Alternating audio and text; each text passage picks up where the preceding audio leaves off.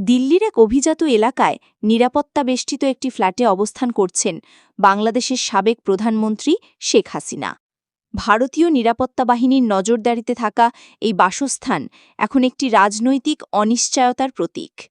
দীর্ঘ ১৫ বছর বাংলাদেশ শাসন করার পর তিনি আজ নিজ দেশে নয়, রাজনৈতিক আলোচনার বাইরে একটি নিষ্প্রভ অধ্যায়ের নাম হয়ে উঠেছেন।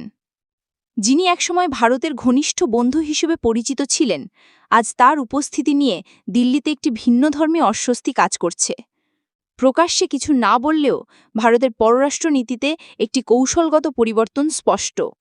তারা যেন একটি নতুন অধ্যায়ের সূচনা করতে চায়, যেখানে অতীতের সম্পর্কের স্মৃতি থেকে বের হয়ে সামনে এগুনোই প্রধান লক্ষ্য।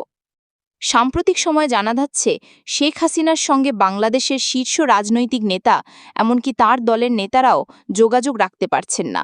এমনকি ড হাসান মাহমুদ ও ওবায়দুল কাদেরের মতো আওয়ামী লীগের গুরুত্বপূর্ণ নেতারা সাক্ষাৎ চাইলেও অনুমতি পাননি।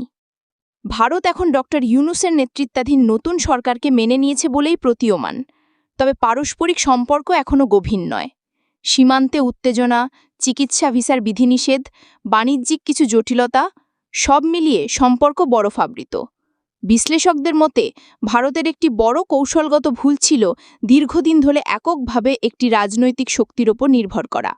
বিকল্প চিন্তার অভাবই এখন নতুন বাস্তবতায় ভারতের জন্য চ্যালেঞ্জ হয়ে দাঁড়িয়েছে। এই পরিবর্তনের প্রেক্ষাপটে প্রশ্ন উঠেছে, শেখ হাসিনার রাজনৈতিক ভবিষ্যৎ কী?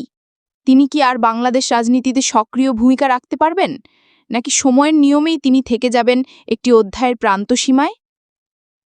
একই সঙ্গে বাংলাদেশের জনগণের মধ্যেও ভারতের ভূমিকাকে নিয়ে নতুন করে ভাবনা শুরু হয়েছে।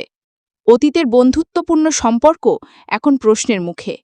ভারতের উচিত বাংলাদেশকে একটি স্বাধীন ও গণতান্ত্রিক রাষ্ট্র হিসেবে সম্মান জানানো এবং অভ্যন্তরীণ বিষয়ে ভারসাম্যপূর্ণ অবস্থান রাখা। তবে এখানেই গল্পের শেষ নয়, বরং একটি নতুন অধ্যায়ের সূচনা হয়েছে, যেখানে বাংলাদেশ নিজের পথ খুঁজছে। ইতিহাস হয়তো শেখ হাসিনার নাম মনে রাখবে, তবে আজকের বাস্তবতা বলছে সময় সবকিছুকে নতুনভাবে লিখে দেয়।